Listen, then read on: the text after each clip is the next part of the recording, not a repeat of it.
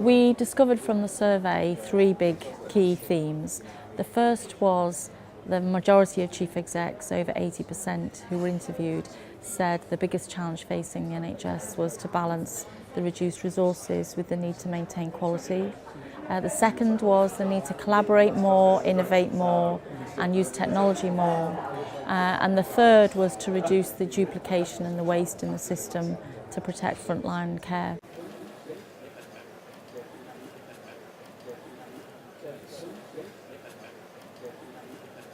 What I think what this says for the HR community is the need to be more innovative and flexible about the way we use the workforce in the NHS, to probably think very carefully about the headcount we need and plan for that very carefully because of the financial pressures.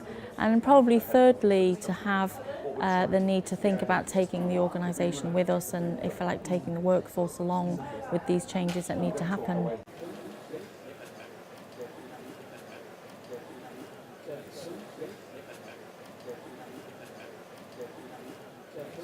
There's no doubt about it that chief execs are saying the role of HR is important in organisations and absolutely central to responding to this challenge.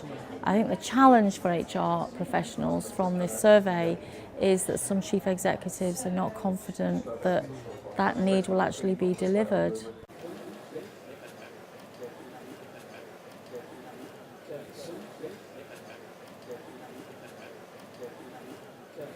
My own suggestion for people, which is why we did the report and the research, is to use it to form a dialogue with the board. So to use the results and the data to say, is that how it feels here? Is this what's showing us the need for change? And on one hand, the fact that there's such a common response by all the chief execs is a good thing. On the other, the question might be, you know, the fact that we've got all the chief execs saying the same thing, does that show their lack of diverse thinking?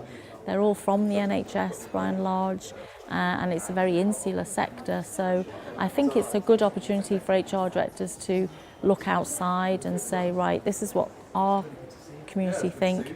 Does that correlate with what's happened in the private sector through the recession, for example? And just form a dialogue in the first instance about what it might mean for them.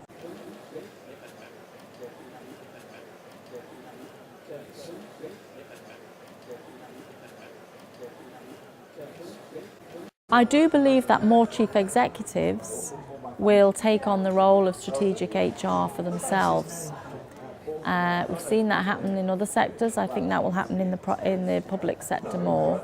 But I think the job for HR is just to position itself at the board in an effective way and to be very, very mainstreamed with the business of health and respond to this report in looking at change and how change can happen.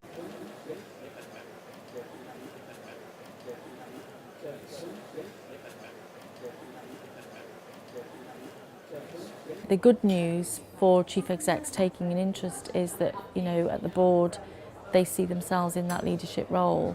I don't think it's a bad thing that HR directors aren't on boards of NHS organisations if that's what their chief executive believes. But I can see why some HR directors may not feel that actually having a chief executive on the role, if it's not there, you know, is somehow demoralising. I hope not. I think it just means the importance of HR is across the board, and we've just got to seize that opportunity, really.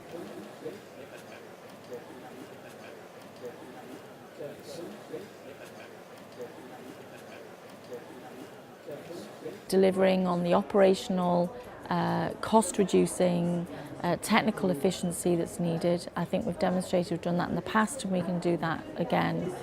The real question is, can we be central to the transformation agenda of reshaping health? And I think we've never done that in the function. We've not really been asked to respond to a challenge like that before, but that is the challenge being asked of us now.